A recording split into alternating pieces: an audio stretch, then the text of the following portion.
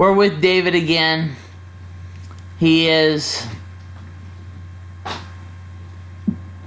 I'll admit, more depressed than before. We discussed some issues that he did not take well. But he's in my house, and I control my house, and I deliver what is going to be said. And if he wants to remain safe and sound, he will tell what has happened to him. I do not force him to tell him, but he helps other people. I have had millions of people in my house who do not want to share their story, but he wants to share his story. David, you were telling about the sexual abuse. Yes. They would be adult pedophiles, mostly males, but sometimes females, and they would be from mid-20s to earlier mid-40s mostly. And he's shaking right now.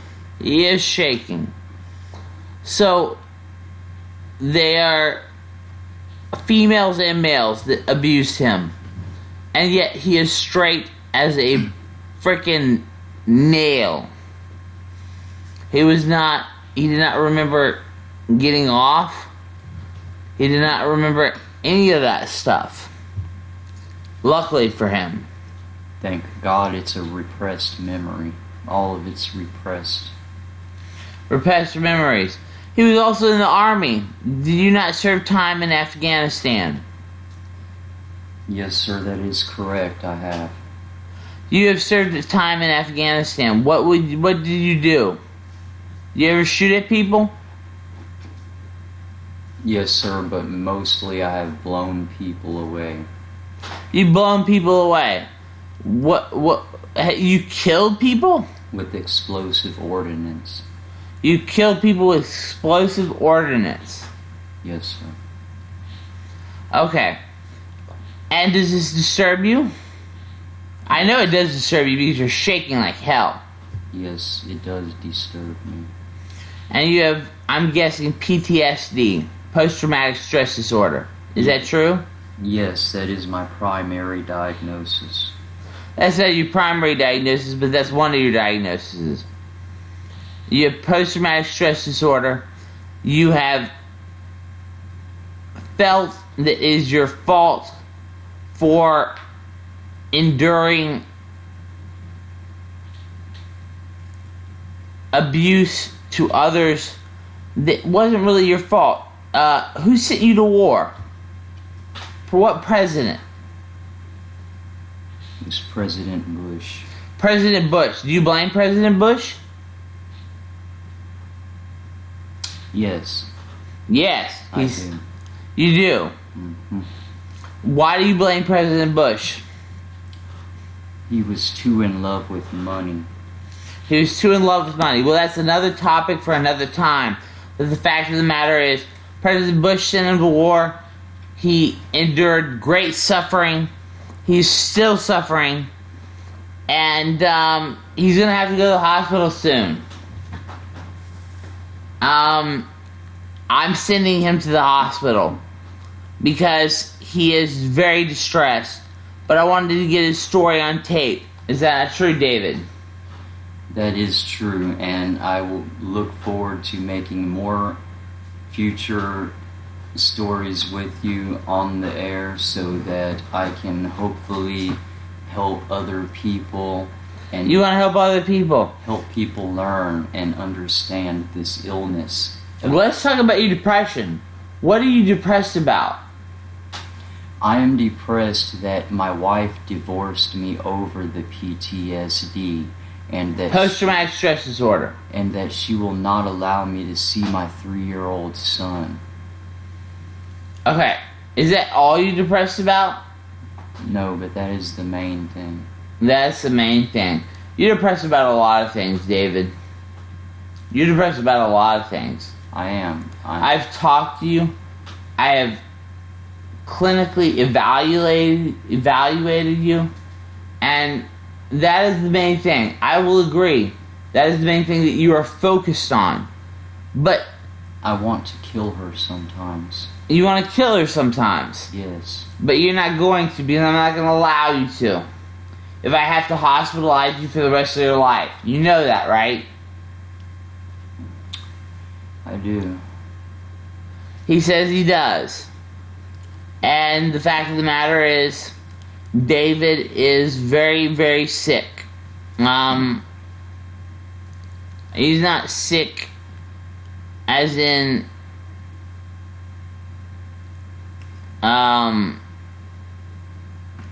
he's sick as in he's hurt a lot in his life. So David,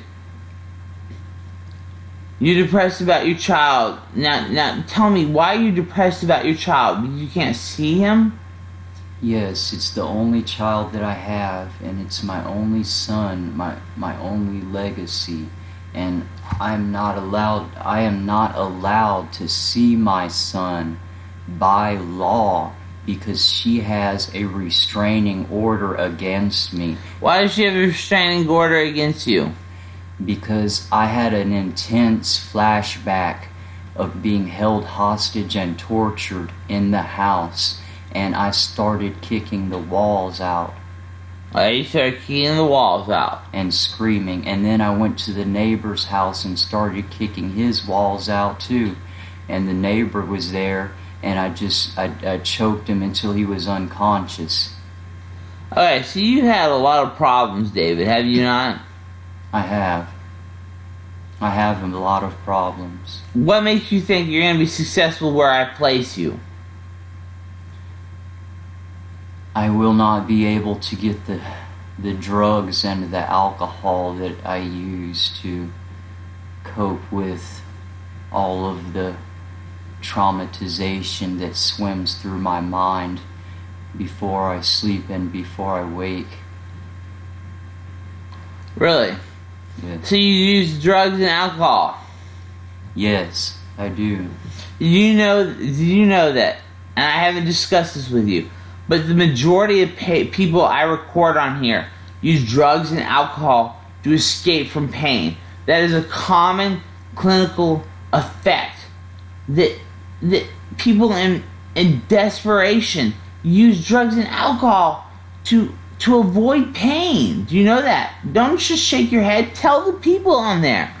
I know that is what I do, and I experience pain every day when I wake up, especially when I wake up looking for my son and my wife, and I can't find them in the house because this just recently happened to me, and then it dawns on me what happened, that I got divorced and can't see my son and he's not in the house, and I just break down where I'm at, and sometimes I reach for a knife and I feel like stabbing myself in the heart over this and just ending my life. Or I feel like stealing a car and taking my rifle and driving up there and actually taping the kids up and putting earplugs in their ear and then just shove my rifle down her mouth and pull the trigger. David will never do this as long as I'm alive. I have contacted psychiatrists. They know what's going on. And he is right now very upset because I said that. But I cannot allow that to happen. I'm informing other people about how bad the pain can be. Because the pain can be just dramatical. And people don't seem to get that. But, you know, it gets that bad. And it's very deep. It's very deep, he says. And you know what? I'm not going to let him kill anybody if I have to hold him in jail. And he knows this. But he's also suffering, so he doesn't understand that I am very serious about the consequences of life. Life has a lot of consequences. Does it not, David? Yes, it does. He says yes, it does, but he has no clue what that means. Good night, good day, good mental health.